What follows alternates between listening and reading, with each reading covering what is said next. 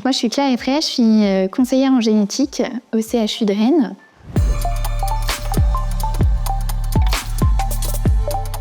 Le métier de conseiller en génétique, ça consiste à délivrer un conseil génétique aux patients qu'on reçoit en consultation. Soit parce qu'on suspecte une maladie génétique chez eux, soit parce qu'ils ont un risque d'être porteurs ou de transmettre une maladie génétique parce qu'on connaît un antécédent de maladie génétique dans leur famille, par exemple.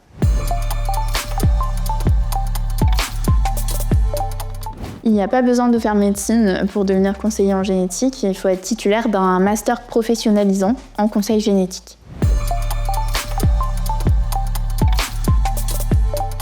Ce qui me plaît le plus dans mon métier, c'est de rencontrer les patients et d'essayer de vulgariser toutes les notions complexes de la génétique pour les rendre les plus compréhensibles possibles pour eux.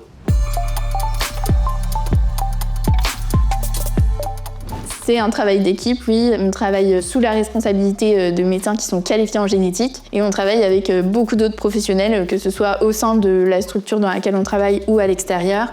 On travaille avec les laboratoires, avec les psychologues, beaucoup aussi, et puis avec tous les autres professionnels de santé qui peuvent nous adresser les patients, etc.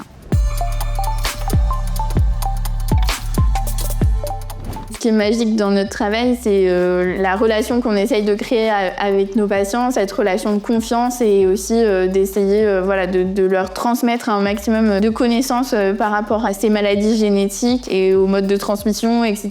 Et toujours d'essayer de s'adapter pour qu'ils ressortent de nos consultations en ayant compris un maximum de choses. Pour essayer de leur expliquer au mieux, moi je me sers de schémas pour illustrer un petit peu mes propos parce que c'est des notions qui sont quand même assez complexes et du coup un support visuel ça peut aider un petit peu à se raccrocher à quelque chose pour comprendre les choses. Après ça c'est ma méthode, il y en a certainement d'autres.